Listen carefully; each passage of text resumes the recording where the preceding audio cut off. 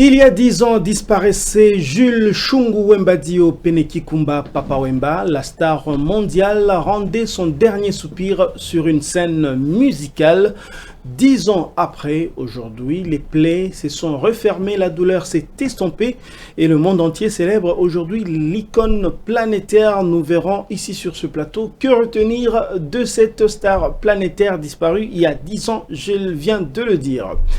Une autre célébration, 36 ans, celle de multipartisme, 36 ans, après que le maréchal Mobutu mettait un terme au parti unique et ouvrait le pays au multipartisme. Quel bilan faisons-nous de cette ouverture démocratique? Eh bien, ce sont là les deux thématiques de ces Géopresse d'aujourd'hui. Bienvenue, bonjour à tous. Et pour décortiquer et analyser ces deux thématiques, nous avons ici sur ce plateau deux habitués, deux journalistes émérites rompus au débat. D'abord, Don Momat. Bonjour Don Momat. Bonjour Monsieur Patrick Ilunga. Voilà, bienvenue encore une fois dans Géopresse. Avec nous également José Junior Owawa. Bonjour José. Bonjour Patrick, bonjour Adam, bonjour aux téléspectateurs de Géopolis Télévision. Voilà, alors on va commencer donc le débat avec un extrait du discours du maréchal Mobutu. C'était le 24 avril 1990. C'était l'ouverture démocratique. Suivez. Face aux grandes mutations qui tourmentent le monde en ce 20e siècle finissant, j'ai estimé, seul devant ma conscience, de tenter de nouveau l'expérience du pluralisme politique dans notre pays, avec à la base le principe de la liberté pour chaque citoyen d'adhérer à la formation politique de son choix. Très chers compatriotes, j'ai parlé de bien de choses et de tout le monde. Je n'ai pas parlé de moi. Que devient le chef dans tout cela? Le chef de l'État est au-dessus des partis politiques. Il sera l'arbitre. Mieux, il sera l'arbitre. Mieux, l'ultime recours.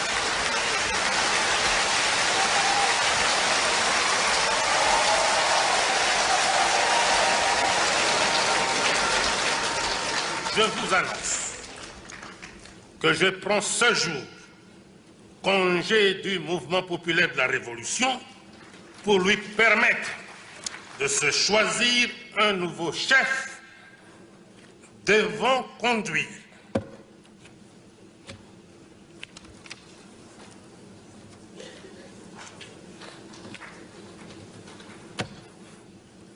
Comprenez mon émotion.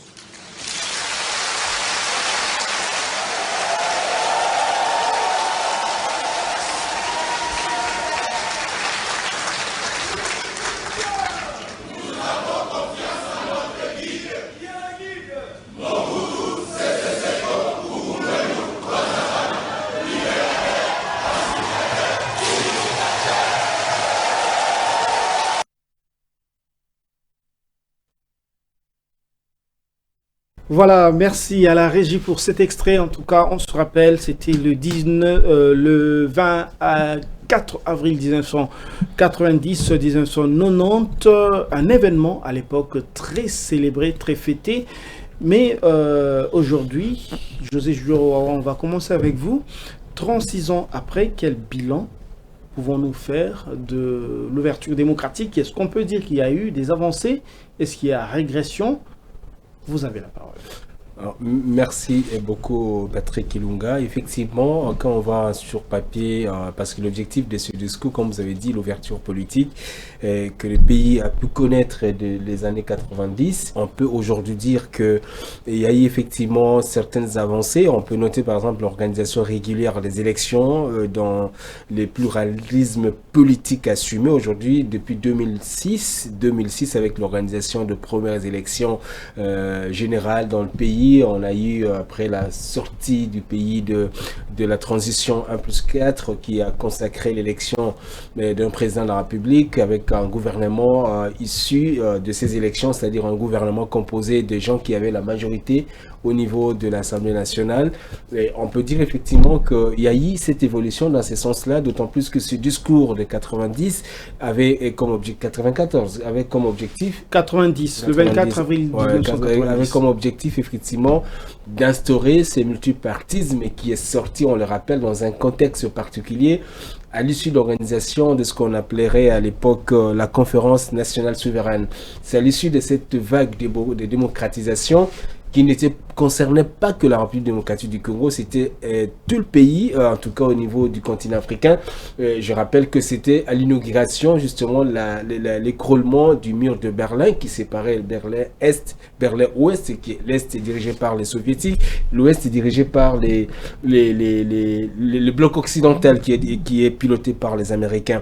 De ce côté-là, on peut dire que c'était quand même quelque chose de positif. Aujourd'hui, et au-delà du multipartisme, qui était d'abord l'objectif premier de ce discours du maréchal Mobutu, on pourra peut-être parler de la liberté d'expression qui est une réalité, parce que sous Mobutu, il semble qu'on était encore jeune, mais on lit quand même des choses qui se sont passées à l'époque, que ça n'était pas aussi facile que ça, même quand on est journaliste, de prendre sa parole, puis donner son point de vue qui soit contraire avec les points de vue du pouvoir. On pourra dire qu'effectivement, ça a inauguré, l'objectif aurait été atteint dans ce sens-là. Aujourd'hui, quand on parle de liberté d'expression, on voit par exemple la multiplication d'organes de diffusion de liberté de cette expression. Ça veut dire le média. À l'époque, nous n'avions que la Voix des Zaïre, on avait que l'agence la ZAP, l'agence zaïroise de presse, l'actuelle est ACP.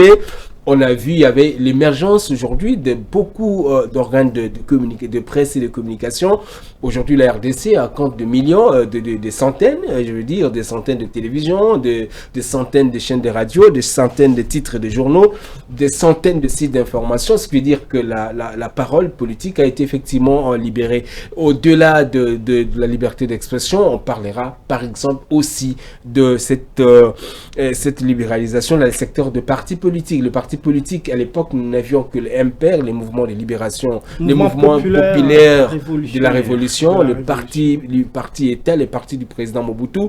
Et au-delà de cela, aujourd'hui, on est au-delà, on est dans des centaines, je n'ai plus le chiffre, mais il semble qu'on approche les 1000 partis politiques et d'autres partis qui ne sont pas encore enregistrés. Ce sont des avancées qu'on pourra dire cela, mais je crois que dans la deuxième partie, on reviendra sur le défi. C'est pas le tableau n'a pas été peint totalement, mais on peut dire le prémisse que les choses semblent avoir évolué depuis ces discours-là de 90. Merci beaucoup pour cette entrée en matière. Vous faites bien de rappeler justement que l'événement qu'on vient de voir là, c'était le 24 avril 1990. C'était à l'issue justement en pleine conférence nationale souveraine, si mes souvenirs sont bons justement. Les conférences nationales souveraines qui étaient organisées dans plusieurs pays en Afrique, dont le Bénin, je crois, et bien d'autres pays encore, et qui étaient en tout cas la suite de l'écroulement du mur de Berlin en 89, quelques mois donc avant ce discours. C'était le symbole de la fin de la guerre froide. Donc l'histoire, on se rappelle et on s'en souvient. Dans mon mat, tout à l'heure, José Junior Owawa a peint un tableau qui, si je peux schématiser ce qu'il a dit, d'une progression, des avancées. Mais est-ce qu'on n'est pas là un petit peu dans la dérive de la démocratisation et de l'ouverture démocratique? 1000 partis politiques, c'est quand même la cacophonie, on est d'accord? Alors, la dérive, ça serait un peu aller très loin. Je crois que par rapport à ce que nous célébrons aujourd'hui comme étant l'ouverture du pays au multipartisme, il y a les acquis et le faiblesse défis, ouais. et les défis qu'il faut relever, puisque même un enfant, pour qu'il devienne adulte, c'est vrai que ça nous prend beaucoup de temps, mais on peut se dire aussi que même dans des pays occidentaux, la démocratie n'était pas un produit parfait dès qu'il a été conçu. Rappelez-vous que même aux États-Unis, Trump a dû parfois contester les élections. avant Trump, il y a eu des élections dont on craignait qu'elles soient truquées du temps de Bush et d'autres. Donc, Bush et Al Gore. Oui, donc l'acquis qu'il y a eu le multipartisme, M. José l'a dit, aujourd'hui, si nous parlons avec le peu de liberté qui nous est reconnu, c'est grâce à l'ouverture démocratique que notre pays a bénéficié. Mais il y a effectivement beaucoup de défis à relever. Et parmi les défis à relever, ce que vous citez notamment, c'est ce pluralisme qui, pour certains, va jusqu'à donner un certain goût, un goût amer à la démocratie. Plusieurs partis politiques, dont la plupart ne sont que des partis, comme on les qualifie, mallettes. C'est juste quelqu'un qui s'organise pour faire inscrire un nom. Il a 2-3 personnes et il se proclame que son parti est un parti national, ou parfois c'est juste une personnalité qui est elle connue, mais bon, profitant de son aura, elle va se créer un parti politique qui n'est identifiable qu'à lui. Et ça, c'est là qu'on assiste également, c'est là qu'on voit que les partis naissent et disparaissent, remplacés par d'autres. Lorsque vous regardez bien, chaque régime a ses partis politiques phares. Il y a ces partis politiques qui traversent un peu le temps. L'UDPS par exemple, l'UDPS qui a un certain ancrage social, mais lorsque vous allez un peu plus loin, vous découvrez que nos partis vont un peu se fonder sur la tribu.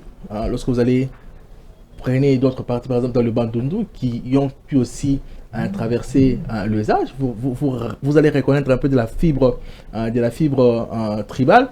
Mais lorsqu'un parti se veut tout simplement national, dans notre contexte, c'est difficile. Donc, il y a cette faiblesse-là, mais pas que. Il y a d'autres faiblesses, puisque la démocratie suppose que vous avez des institutions fortes et surtout des institutions indépendantes. Mais tout le temps, on a toujours reproché à la CENI de ne pas être indépendante. On a toujours reproché à la justice, la haute cour, la cour constitutionnelle, notamment, de ne pas être indépendante. D'où d'ailleurs des revendications récurrentes à chaque élection. Mais bon, tout ceci fait partie de cet apprentissage de la démocratie qu'il nous faut admettre et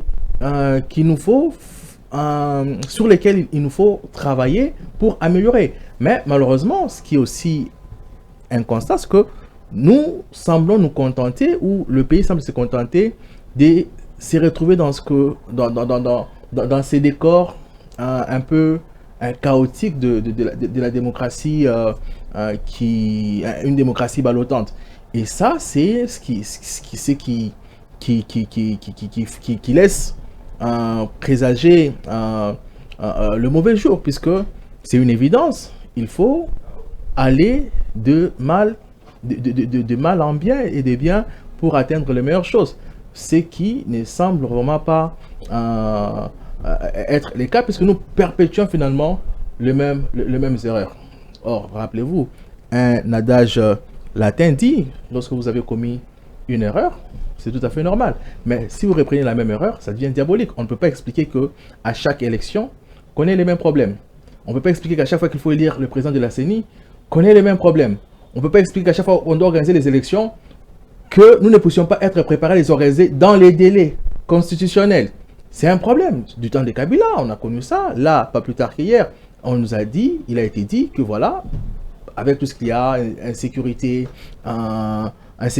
problèmes logistiques, on ne peut plus organiser les élections dans les délais. Mais ce n'est pas un nouveau discours.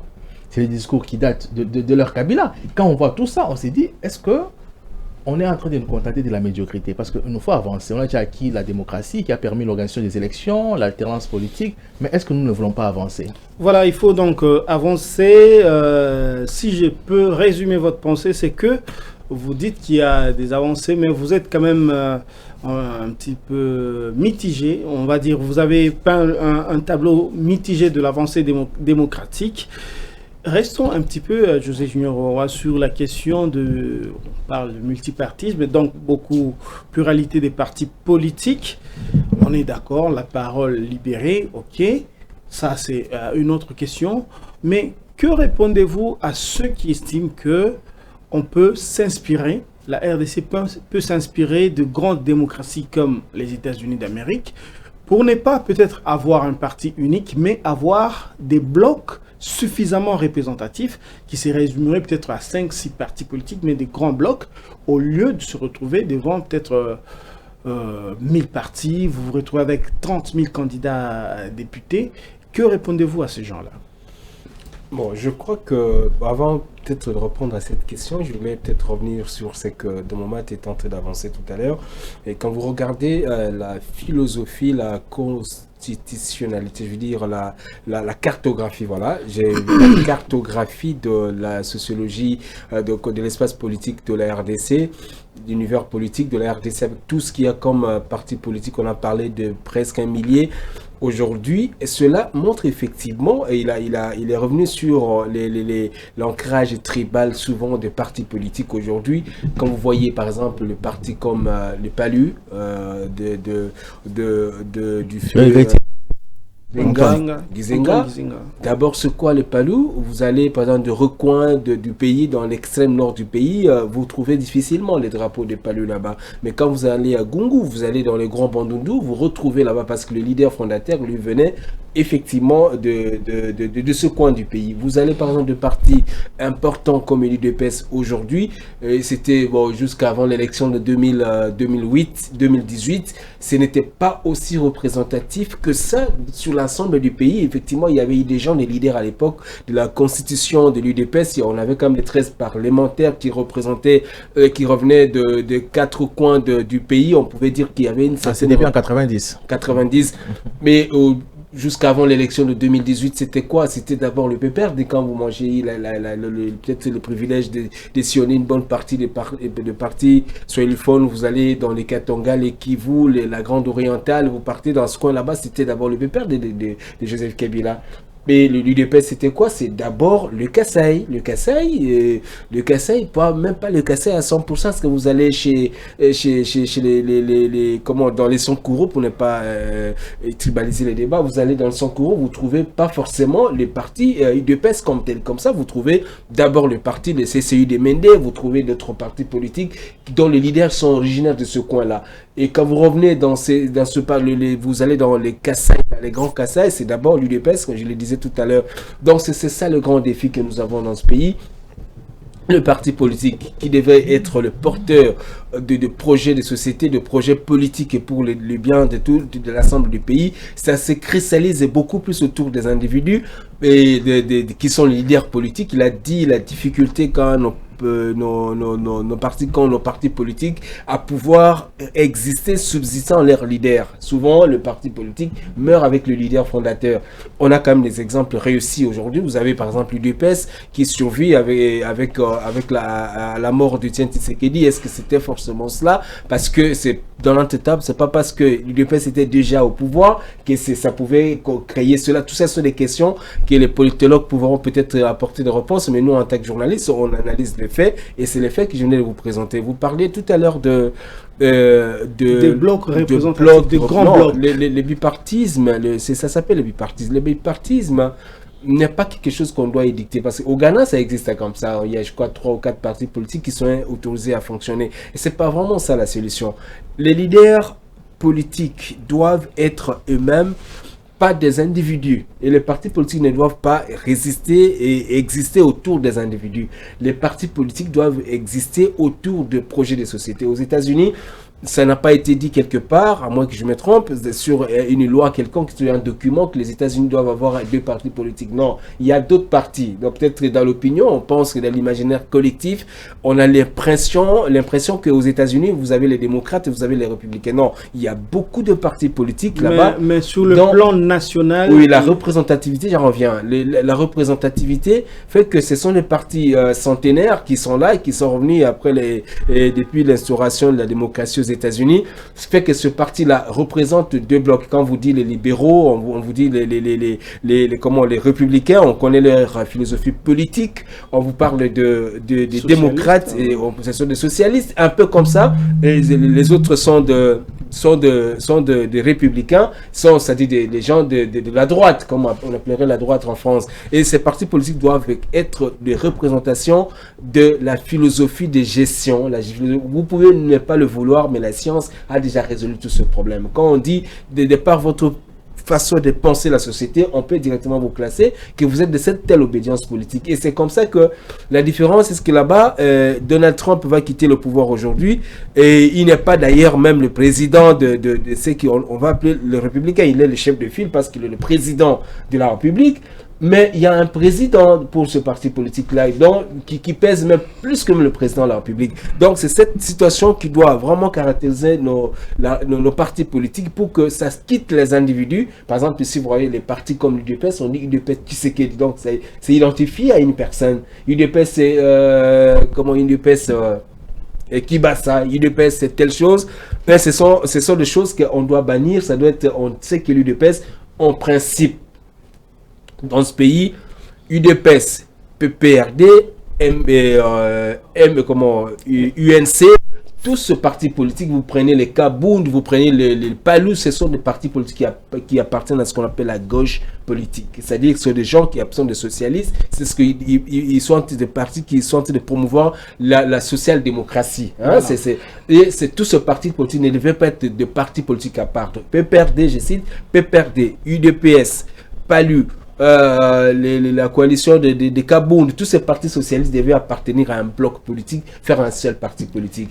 Vous allez par exemple du côté de libéraux, vous trouverez Jean-Pierre Bemba, donc le parti MLC, vous trouverez le parti de Moïse Katumbi. Ce sont des partis qui incarnent l'idéologie libérale. Ce sont des partis qui, ça devait être constitué autour des valeurs défendues par chaque parti politique. Malheureusement, ce qui fait que la difficulté que nous avons et aussi de la conception que nous avons, je termine par là, la conception que nous avons de ce qu'on appelle le parti politique aujourd'hui. On sait, par définition, le parti politique, c'est une organisation qui a comme objectif lutter pour obtenir le pouvoir politique d'exercer le temps possible. Et c'est ça le parti politique. Mais chez nous, le parti politique pourrait se résumer par une organisation lucrative qui a comme objectif et conquérir le pouvoir et se faire de l'argent. Et c'est parce qu'aujourd'hui, les partis politiques, difficilement, on appelle ça un service, parce que la gestion publique, c'est un service qu'on rend à l'État. Malheureusement, au Congo, la plupart des cas, quand on dit faire de la politique, c'est chercher et obtenir de l'argent. Voilà, donc c'est cela. Mais dans Max, la question, vous pouvez aussi la voir avec un regard un peu africain, au-delà du Congo. Vous pouvez rester aussi au Congo. Je vous fais une citation. Jacques Chirac qui disait que la démocratie est un luxe que ne peuvent s'offrir les pays africains. Il y en a qui considéraient cela comme de l'insulte contre les Africains. Mais 36 ans après, se fondant sur l'expérience congolaise, quand vous regardez, est-ce que la démocratie colle vraiment avec le côté un peu culturel et anthropologique du Congolais ou bien de l'Africain? Ben, c'est que lorsqu'on entre dans l'histoire, on peut se dire que nos entités ou nos populations étaient constituées en royaume, en empire, ce qui ne donnait pas forcément lieu à la démocratie moderne, à la démocratie occidentale. Mais si on va encore un peu plus loin, on verra que dans certaines structures, il y avait une sorte de démocratie, ça et là pour constituer X ou Y classe et tout. Parfois, il y avait ces systèmes-là décoptés, mais ce n'était pas de la démocratie comme telle venue de l'Occident. Mais ce qui est aussi vrai est que avec ce que nous avons connu comme esclavagisme, colonisation, il y a ces valeurs que nous avons importées.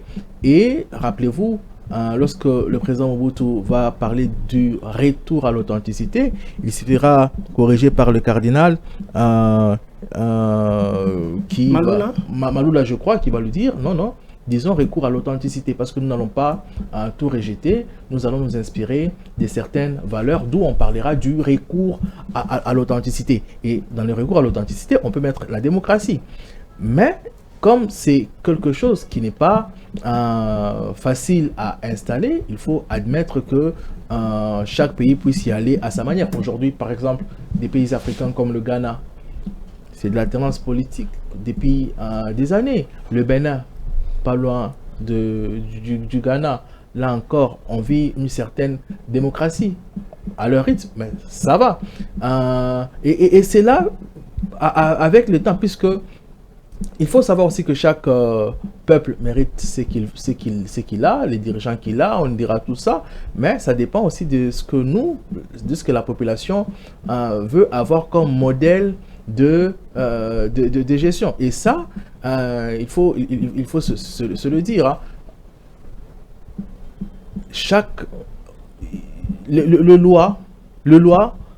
L'organisation sociétale est souvent la résultante de la volonté populaire. Ok? Et souvent, alors, ça dépend. Est-ce que nous avons des valeurs démocratiques assez solides pour maintenir la démocratie comme telle, ou que nous pouvons, nous aussi, adapter notre démocratie à notre manière? Regardez, par exemple, on parle du Royaume-Uni, on parle du Pays-Bas, qui est encore un royaume. La Belgique, c'est un royaume. Et ces gens-là, ils ont une sorte de démocratie, mais ils ont des rois, ils ont des reines. Ça cohabite. Et nous, on a peut-être copié juste quelque chose, mais on a oublié ça. Et donc, chaque pays, il faut vraiment des études et tout pour comprendre.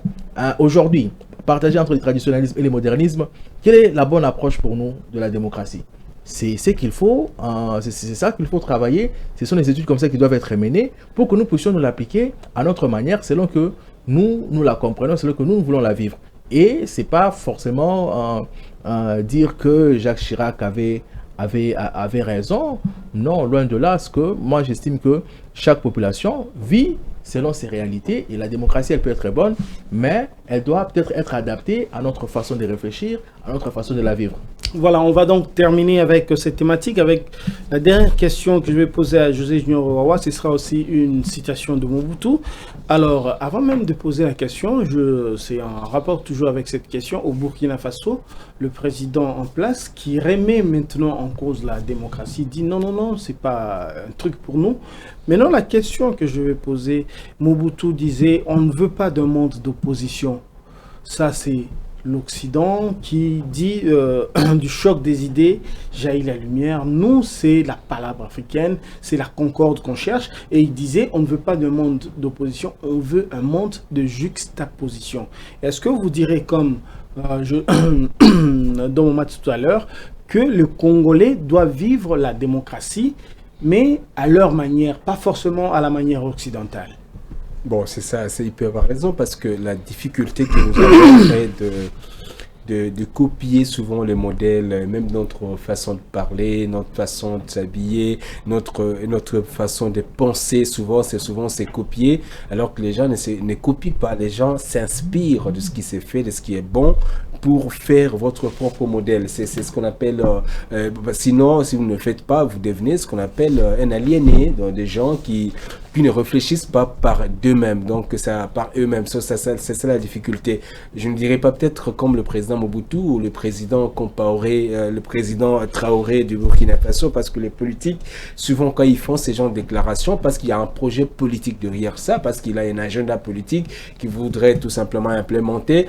Et pour obtenir cela, il doit passer par de la rhétorique du genre, il faut mobiliser la culture, on mobilise tout ce qu'il y a comme argument pour pouvoir obtenir un projet politique qu'on défend à un certain moment. Moi, je dirais tout simplement que nous devons effectivement nous inspirer de la démocratie. Il y a des côtés positifs de la démocratie qu'on peut adapter. Je suis d'accord avec Domomet qui dit qu'il faut adapter au contexte congolais pour nous permettre effectivement de nous en sortir.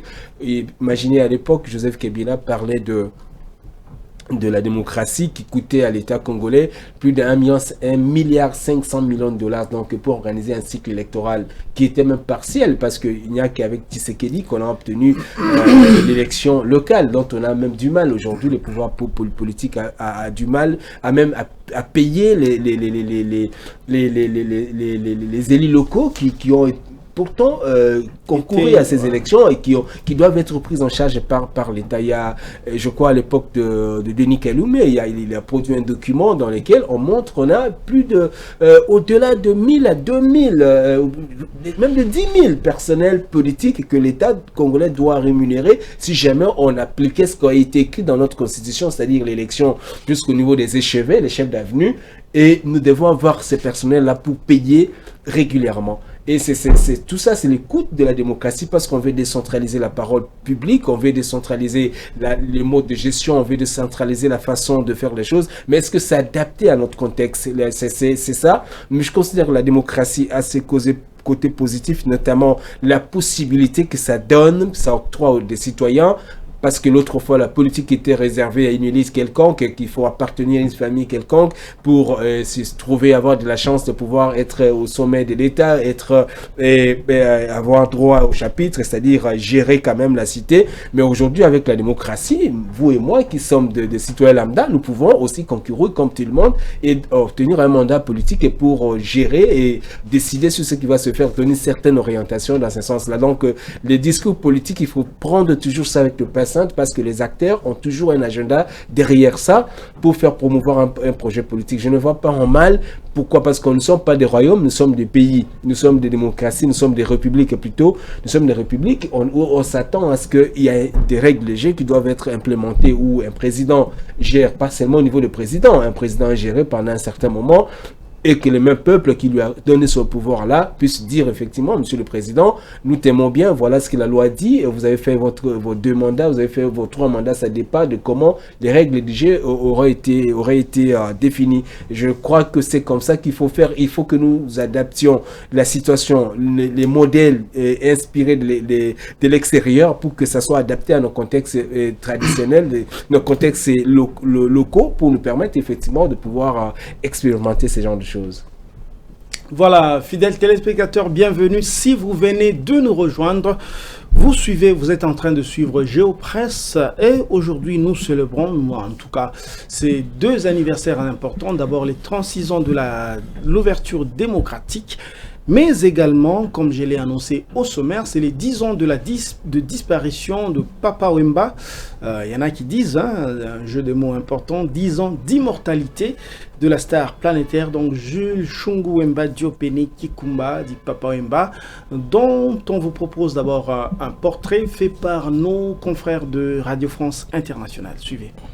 Au petit matin, le 24 avril 2016 à Abidjan, un artiste de 66 ans vient de chanter quelques morceaux et là, il s'effondre. Tout un continent va le pleurer. Vous le connaissez pas? Vous devriez. Il s'appelle Papa Wemba.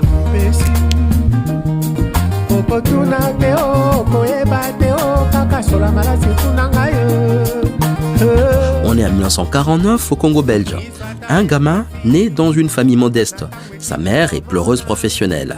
Dans certaines traditions congolaises, on appelle ces femmes notamment pour chanter lors des veillées funéraires. Et les petits Jules va partout avec elle. C'est comme ça qu'il attrape la musique dans les chants des deuils. Son père, lui, ancien soldat, veut en faire un avocat ou un journaliste. Le gamin, il veut chanter. Point. Quand son père meurt, en 1966, plus rien ne le retient. Il chante à l'église Saint-Joseph à Kinshasa. Il se fabrique cette voix si particulière qui deviendra sa marque. En hommage à Elvis, il se fait appeler Jules Presley. À la fin des années 60, il monte avec des copains un groupe qui va tout changer, Zaiko Langa Langa.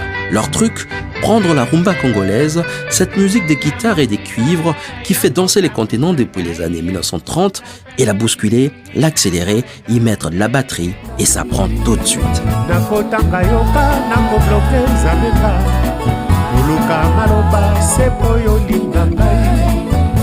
En 1977, Papa Wemba crée son groupe, Viva la Musica. Et là, attention, ce n'est pas juste un orchestre, c'est une école par laquelle vont passer des futures légendes de la musique congolaise. Koffi Olomide, King Kester Emenea et les pères du rappeur Maître Gims. 3 décennies et demie, je trône au-dessus d'une institution, une vraie institution qui s'appelle Viva la Musica, le Molokai, village Molokai, quoi, qui a vu défiler un bon nombre d'artistes, quoi. Et je reste toujours là. Je suis le maître de cette institution. Et puis il y a la SAP, la Société des ambianceurs et des personnes élégantes. On est au Zaïre, les pays en crise, Mobutu impose sa dictature et voilà des jeunes hommes qui débarquent habillés comme des princes. Plus c'est extravagant, mieux c'est. C'est une rébellion. On résiste à la misère par le style. Et Papa Wemba, c'est le roi de ces mouvements. Il crée même au cœur de Kinshasa le village Molokai dont il devient le chef coutumier, une ville dans la ville. En 1986, il s'installe en France. Mais c'est à Kinshasa qu'il tourne La vie est belle, un film franco-zaïrois dans lequel il tient le rôle principal. Ces films restent l'un des plus iconiques du cinéma congolais. En Afrique, Papa Wemba est une star depuis plus de 20 ans. Mais il veut aller plus loin. Il signe avec le label Real Road du musicien britannique Peter Gabriel. Il se retrouve à jouer devant 16 000 personnes à Bercy en première partie de Gabriel. Le Japon l'adore, l'Amérique le découvre, la rumba congolaise, grâce notamment à lui, sort de l'Afrique. La musique congolaise est la maternité de la musique africaine. Il y a quelques années en arrière, 17 pays africains avaient célébré leur cinquantenaire pour l'indépendance. Et dans chaque pays, c'est la seule musique qui avait vibré, indépendance tcha-tcha, et c'est la musique congolaise. La rumba restera toujours là. Le bonhomme ne s'arrête jamais. À 65 ans, il sort un double album, Maître d'école. Il se voit comme ça, le prof, le gardien de la rumba pour la génération suivante. Il fait même de la peinture. Ses toiles sont exposées à Kinshasa un an avant sa mort. Chanteur, compositeur, acteur, sapeur, peintre, les Quinois, les Congolais ont... Merci donc à la régie, c'était un portrait en tout cas signé. Vous avez reconnu la voix de Passion Ligodi et c'était Jules Shungu Wembadio, le jeune Jules Shungu, dont le père qui était soldat, qui voulait qu'il devienne avocat ou journaliste. Fils d'une pleureuse et qui a fini donc par être grande star, chanteur et reconnu sur le plan mondial. On va commencer donc, on va dire, débat souvenir avec Don Momat. Don Momat, journaliste ici à Géopolis, mais dont le travail de journaliste vous a amené même en Côte d'Ivoire. Vous avez vu la venue, la rue où est mort Papa Wemba. Racontez-nous et puis dites-nous quel héritage aujourd'hui de Papa Wemba qui est devenu une icône mondiale au-delà de la RDC. Alors, ça ne sera pas une révélation, mais ça peut être considéré comme tel. Vous le savez, Molokai, c'était un peu ce que Papa Wemba s'est conçu comme un village. Quand il était encore vers Matungé. Et donc, l'association de quelques avenues qui a donné lieu à Molokai, et il s'est considéré comme le chef de ces villages. En 1998, Papa Wemba a été sacré honorifiquement comme chef coutumier dans son village. Et ce que les gens ne savent peut-être pas, on a toujours dit que Papa Wemba est mort en Abidjan. C'est vrai. Mais Papa Wemba est mort en Abidjan où? Papa Wemba est mort en Abidjan dans la commune qu'on appelle Anoumabo. Anoumabo est habité par ce qu'on appelle les Hébriers. Les Hébriers constituent la première population à avoir habité Abidjan. Ils ont été déplacés un peu au fur et à mesure. Mais dans le district où vivent ces Hébriers, ils considèrent que chez eux, c'est un village. Quand tu arrives là-bas, ce n'est pas une commune, ce n'est pas un quartier, c'est un village. Et les gens qui vivent là, ils se disent qu'ils sont des villageois. Et d'ailleurs, sur l'avenue Papa Wemba, où le festival d'Anoumabo est organisé, sur cette avenue-là se trouve également la chefferie de cette commune-là. Donc, dans Abidjan, dans ces quartiers, dans cette commune comme ici à Kinshasa, Massina, les gens là se considèrent comme des villageois. Ce sont les autochtones. Ce sont les autochtones. Et ils ont conservé donc leur tradition. Ils ont conservé leur tradition, si bien que lorsqu'il y a des problèmes et tout, ça se règle d'abord à la chefferie. Et la chefferie était située sur l'avenue où est organisé le festival d'Anoumabo. Et c'est là que Papa Wemba est décédé. Pour dire quoi? Papa Wemba a été sacré chef chef coutumier, et il est mort en quelque sorte comme chef coutumier, puisqu'il est décédé dans un village. En réalité, on peut dire ça. Et ça, il faut que les gens le sachent. Papa Wemba est mort dans un village appelé Anoumabo, qui est dans Abidjan, parce que les autochtones de là se disent qu'ils sont des villageois. Et donc, cette route a fini par être rebaptisée Papa Wemba en l'honneur de ces grands artistes. Et Papa Wemba, c'est quand même un symbole de simplicité. La plupart des gens qui ont côtoyé Papa Wemba, ils disent que c'était une méga star. On a vu son parcours, pas besoin de revenir ici sur son parcours. Lui qui est parti de rien jusqu'à collaborer avec de grands artistes, à se faire reconnaître mondialement grâce à sa musique, à des chansons fétiches qui ont cartonné, que l'on joue jusqu'à aujourd'hui, même au niveau du Japon. Rappelez-vous, récemment, lors de la TICAD, il y a eu toute une exposition sur Papa Wemba. La TICAD qui est une conférence au Japon. Une conférence avec le pays africain, effectivement. Et donc, il y a eu toute une exposition sur Papa Wemba, les Japonais qui chantaient ces chansons. C'est dire que cet homme, malgré son immense talent, c'était un homme simple. Et c'était un artiste incontournable dans notre pays qui a pas mal apporté des innovations dans la rumba congolaise et qui fait qu'aujourd'hui, d'autres Congolais en bénéficient. Voilà, d'autres Congolais en bénéficient, d'autres s'identifient, en tout cas, on va dire, au style Papa Wemba, style vestimentaire, comment parler, comment même marcher, parce que c'était la révolution du temps du Zaiko Langa Langa, les jeunes gens qui arrivaient, qui marchaient de leur manière. En tout cas, les vieux des années 70 se rappellent.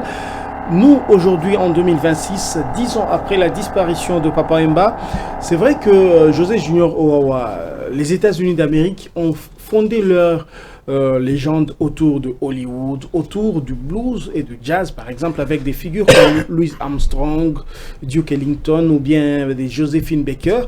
Mais aujourd'hui, est-ce que la RDC profite assez ou bien met de l'intelligence de manière suffisante pour faire en tout cas de la musique, de la réputation des stars, pour en faire un vrai soft power?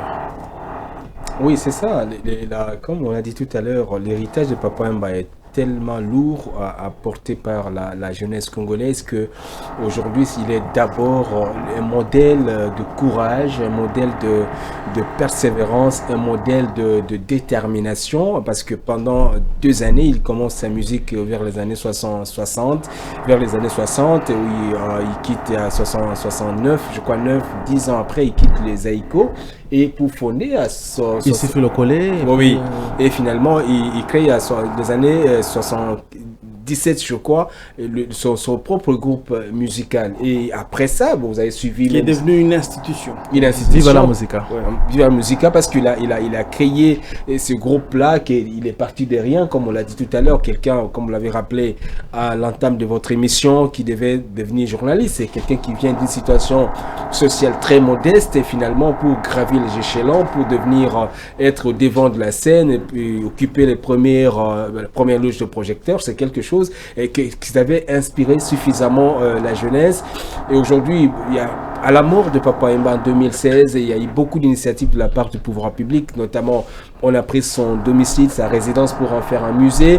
On a allé un peu viabiliser son quartier à Matongé, à Kinshasa. On a vu comment on a essayé un peu de redonner encore de la valeur à son héritage musical. Mais aujourd'hui, 10 ans après, est-ce que vous avez l'impression que l'effervescence qui était au début, tout ce qu'il y a eu comme la prise en charge du pouvoir politique, même si on s'y avait un peu de la com derrière ça, mais est-ce qu'aujourd'hui, suffisamment, ce qui a été promis plutôt vers ces années-là, 2016, aujourd'hui, est-ce que ça a été réalisé à combien de pourcentage? Là n'est pas le débat, mais je crois qu'aujourd'hui, la jeunesse qui s'en inspire, il y a quand même beaucoup de jeunes qui, je vois les Fally Ipupa, les autres qui sont en train de faire Regola, qui sont en train de porter encore davantage l'héritage musical la culture congolaise plutôt au-delà de nos frontières, mais il y a encore des difficultés. On parle de notre musique qui est aujourd'hui en ballottage avec d'autres musiques nigérianes, burkinabé, tanzaniennes, surtout, et puis surtout, on est dans ces problèmes-là. Il faut que nous adaptions notre musique au contexte actuel et utiliser les instruments qui peut-être les styles musicaux qui doivent être adaptés. On voit les jeunes comme Innocent, Baloumé et les autres qui sont en train effectivement de faire ce qu'ils peuvent pour faire l'essentiel, mais la difficulté aujourd'hui, c'est comment est-ce que les choses doivent évoluer, est-ce que le contexte s'y prête aujourd'hui. Il faut s'adapter aux nouvelles outils de communication que nous avons, par exemple les réseaux sociaux, il faut adapter, voir, fallait exploiter suffisamment ce côté-là. Il faut que pour vendre encore davantage, parce que les salles de spectacle qui autrefois étaient les lieux privilégiés par les artistes pour ce produit n'intéressent plus vraiment les gens aujourd'hui, parce que les gens peuvent mesurer leur popularité. Et la difficulté, c'est qu'il faut s'adapter au contexte actuel pour essayer un peu d'aller de l'avant. Pour essayer un petit peu d'aller de l'avant, la même question, je vais l'adresser dans mon mat. Est-ce que le Congo met suffisamment d'intelligence pour faire de la musique qui s'est exportée, en tout cas à travers les stars, comme Papa Wemba, entre autres, pour en faire un vrai soft power, comme l'ont fait d'autres pays? On va laisser d'abord les États-Unis, on va citer même en Afrique, le Burkina. Aujourd'hui, si vous parlez cinéma, il y a des festivals de cinéma, il y a des grandes, on va dire des grandes réalisations du cinéma. Est-ce que le Congo met suffisamment de l'intelligence pour faire de la musique et profiter des stars, même disparues comme Papa Wemba, pour en profiter assez pour en faire un soft power? J'ai envie de répondre directement par une réponse, mais bon, je vais dire oui ou non à la fin. Mais une petite anecdote, puisqu'on a parlé du groupe de Papa Wemba qui s'appelait Viva la Musica, ce que selon certaines sources bien renseignées, ce que c'était lors du combat dit du siècle, Mohamed Ali Foreman, vous vous souviendrez, qu'il a été précédé d'un festival de musique où beaucoup de stars sont venus, comme James Brown qui s'est également produit. Et donc c'est il ne manquait que Bob Marley effectivement. Et ça c'était un peu, pour entrer encore dans l'histoire, c'était un peu la vengeance de Mobutu sur Sédar Senghor qui venait d'organiser un festival culturel au Sénégal, et Mobutu qui voulait en fait qui cherchait un peu à incarner les leadership africains. Mais bon, c'est lors de ces festivals là qu'un des musiciens du Caraïbe, je crois, à chaque fois quand il montait sur scène, il criait Viva la Musica, pour dire vive la musique. Oui. C'est Papa Wemba va entendre, puisque Papa Wemba, je crois, il était là pour jouer dans l'orchestre de Taboulé, qui cherchait un peu des musiciens, il a pris et tout. Donc c'est là que Papa Wemba attend Viva la Musica, viva la musica. C'est tout simplement vive la musique, vive la fête de la musique. Et donc c'est là qu'il va s'inspirer pour donner à son orchestre le nom de Viva la Musica. Ceci dit, pour répondre à votre question, il faut dire que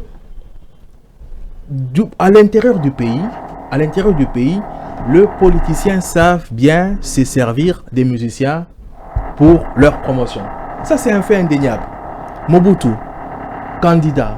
Yabiso, candidat. Mobutu, c'est Kitsoyo, Isaiah Kabila. Hymne des opprimés. Tokufa Pona Congo. Autant de chansons qui montrent franc-congolais. Des chansons à succès, des chansons qui ont marqué des générations et des générations. Et donc, parfois, c'est ce que nous appelons le Mabanga. Parfois, nos amis ivoiriens se moquent un peu de nous. Disent une chanson congolaise peut juste commencer par le haut sommet, Tcharacho. D'un point de vue interne, les politiciens savent bien se servir de l'influence de la musique. Et ça, ils l'ont compris, comment Papa Wemba a influencé les jeunes, comment Werason, Fally Ipupa aujourd'hui, comment ces gens-là ont de l'influence sur la masse populaire. Et ça, les politiciens le savent et ils s'en servent. Malheureusement, les mêmes efforts, déjà, ce n'est pas investi de façon approfondie, c'est des investissements des circonstances. Il y a une campagne, ok, j'investis. Un musicien veut se lancer dans un album, on investit pour que l'on soit immortalisé. Ce n'est pas un investissement avec un but précis pour obtenir quelque chose qui va au-delà d'une simple notoriété ou pour se positionner par rapport à une campagne, à une élection à venir. Donc, il y a déjà ça. Et sur le plan international, là, c'est davantage un peu plus chaotique, reconnaissons-le. La culture, on n'investit pas autant dans la culture on n'investit pas autant dans les mines que dans la culture. Pourtant, c'est prouvé que avec la culture, on peut non seulement attirer des investisseurs, on peut se créer de la richesse, on peut se servir aujourd'hui de nos stars de façon à ce qu'ils jouent, ils incarnent ces soft power. Regardez par exemple la question de la guerre. Si d'autres pays ou que dans d'autres clubs, il y a une remise en cause du Rwanda, c'est parce qu'on s'est servi de stars du foot. À chaque fois, quelqu'un marque et il fait ça. Finalement, les supporters d'Arsenal, les supporters de Bayern, ils se disent, on doit quand même poser des questions. Et dès lors qu'on commence déjà à se poser des questions, c'est déjà un début de quelque chose. Du moins ça. Mais malheureusement, ce n'est pas appuyé d'une certaine manière par nos politiciens, bien par la politique du pays. La culture, c'est un des parents pauvres du portefeuille de l'État. C'est bon, voilà, c'est la culture. On en parle tout simplement. Mais est-ce que ces stars-là, est-ce que ils sont étudiés dans nos écoles? Sont-elles enseignées? Qu'est-ce qu'on tire de leur héritage? Rien, nothing. C'est juste des gens circonstanciellement. Et à l'international, qu'est-ce que nous organisons comme grande activité pour attirer, comme vous avez cité ici l'exemple de Burkina Faso, des grands festivals qui attirent des... c'est un peu... On a un peu notre... Il y a une industrie. On a un peu notre Cannes, notre festival des Cannes africain. Voilà. Mais ici, dites-moi, des années il n'y a pas l'industrie musicale. À un certain moment, on avait peut-être un certain... je ne sais pas si je dois les citer ici, mais il y avait certains événements qui étaient organisés qui allaient un peu dans le sens de la musique et tout. Mais après, ce sont des initiatives personnelles. Soutenues parfois par des entreprises privées, mais sur le plan étatique, aucun accompagnement. Et il faut dire aujourd'hui que il y a beaucoup à tirer à investir dans la culture. On peut servir de nos musiciens, de nos stars, de nos humoristes qui cartonnent aujourd'hui comme élément du soft power pour accompagner notre politique sécuritaire, pour accompagner nos cultures, puisque nous en avons une multitude, et bien les faire connaître. Excusez-moi, j'étais par exemple récemment choqué. Je vois... Très vite, je vois un grand rappeur, le nom m'échappe, un grand rappeur américain qui est aussi producteur, qui fait une vidéo avec le masque qui Jay-Z. Oui, Jay-Z, avec un masque qui fouébé et les tissus Kuba. Et notre ambassade des États-Unis est content. On reprend cette vidéo-là et on écrit le masque, c'est un Kifwebe, ça vient de la tribu Songé, la tribu Songé qui est dans le Kasaï. Et on saute. Mais attends, bon sang, on ne connaît même pas notre culture. Alors que le Songé, ils sont dans le Kasaï, dans le Katanga et même dans le... Nous ne connaissons pas notre culture, alors que les autres commencent même à l'exploiter et pour leur profit. Parce que, pour vous dire, cette vidéo, c'est déjà autant de vues, c'est-à-dire un peu d'argent. C'est un message qu'il transmet, de puissance, de tout ça.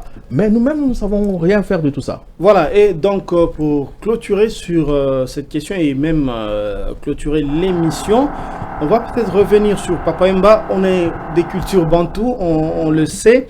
On dit chez nous, qui est mort, on ne parle pas du mal de celui qui est parti, mais il y en a qui disent quand même, qui mettent sur le dos, bien sur la tête de Papa Wemba, le fait d'avoir inculqué une certaine culture de la facilité dans la jeunesse chez Chance et Lokopamba.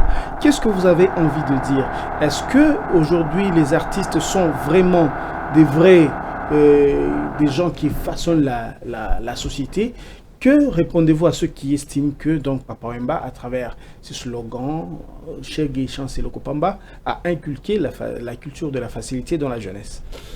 Bon, ça sera quand même dissonant de le dire, d'autant plus que Papa Wemba lui-même n'est pas le fruit de la facilité. On a dit quelqu'un qui est parti à 66 ans, je crois, qui a à son actif plus de 30 albums, plus de 200 chansons, 200 titres, et voyez que c'est quelqu'un qui a suffisamment travaillé pour sortir de l'anonymat et puis devenir finalement une célébrité qu'il était devenu.